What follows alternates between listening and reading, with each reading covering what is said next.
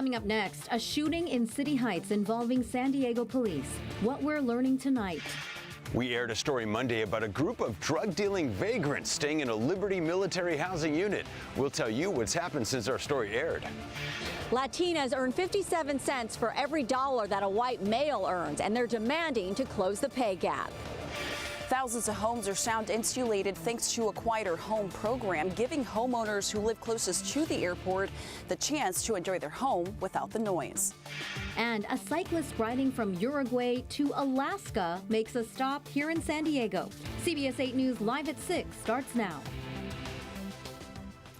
Tonight we've learned the San Diego District Attorney's Office watched video of the alleged rape of a teenager by San Diego State football players before deciding not to file criminal charges.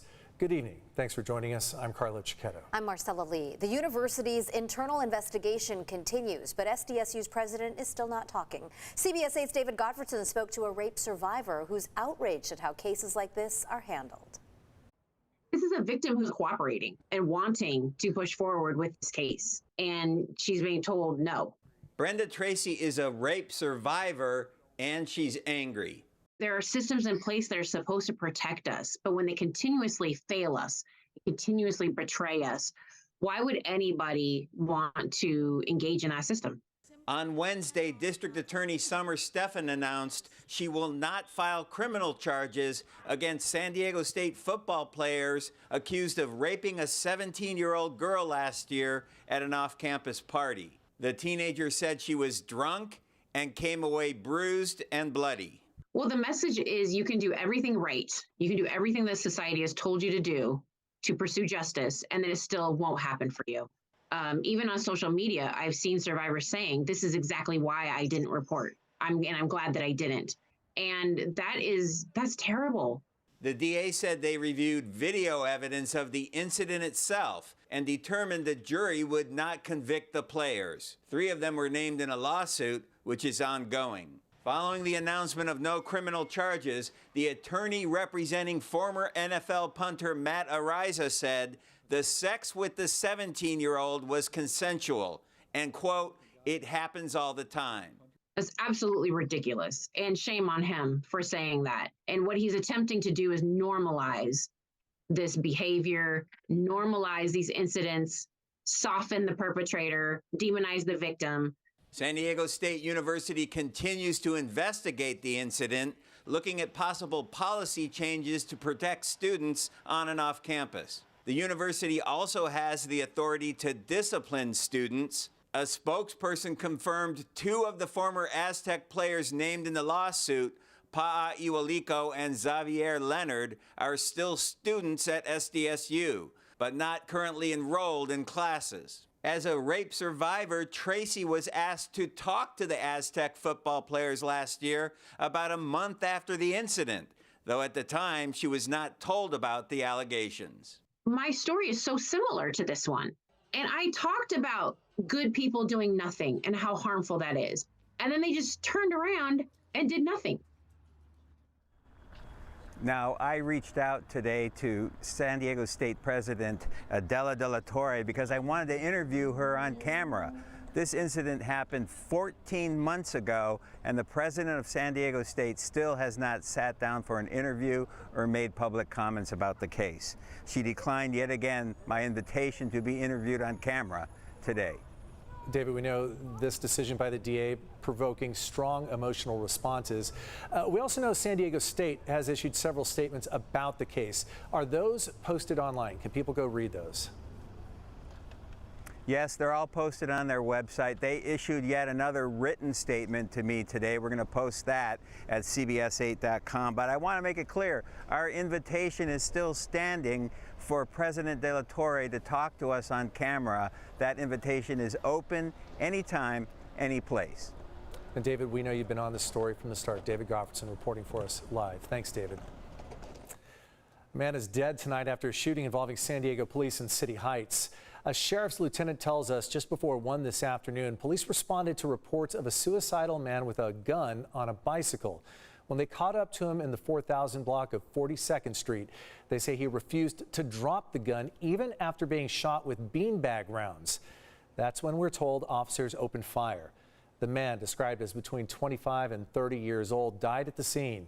The Sheriff's Department has taken over the investigation, and we will have more tonight on later editions of CBS 8 News. And you can also find updates on our social media platforms. Tonight, we have a follow-up on a story we brought you earlier this week. People in a military housing neighborhood reached out to us, saying vagrants were living in a unit next door. Our Brian White has been working for you to get answers and has an update for us. Brian. I'm here near Murray Ridge Road in a Liberty military housing neighborhood where neighbors had reached out to us about a problem house just down the street here where they say 4 to 5 vagrants had moved in, were dealing drugs, and it had them all on edge.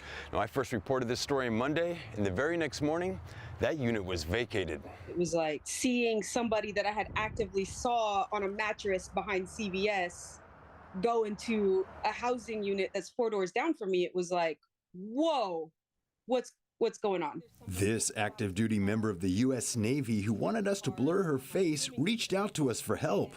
As she and other neighbors reported the problem over and over to Liberty Housing, their frustrations grew. Nothing's changing. Nothing's getting better. If anything, like it's going downhill. You're taking $4,000 a month from me for this? You know, I've got people down the street living rent-free and selling drugs. Neighbors told us the family that had been living there, including an active duty service member, apparently moved out in October and hadn't been seen around there since.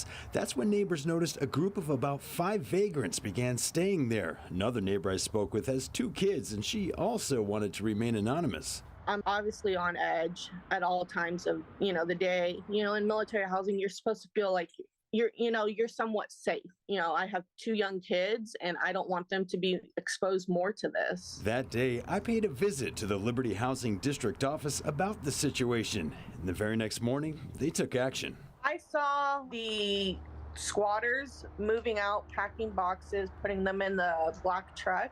We were later notified that all the locks on the doors have been changed. With the unit cleared out, neighbors are resting easier and breathing a sigh of relief. It's nice that we, can go outside, go out back.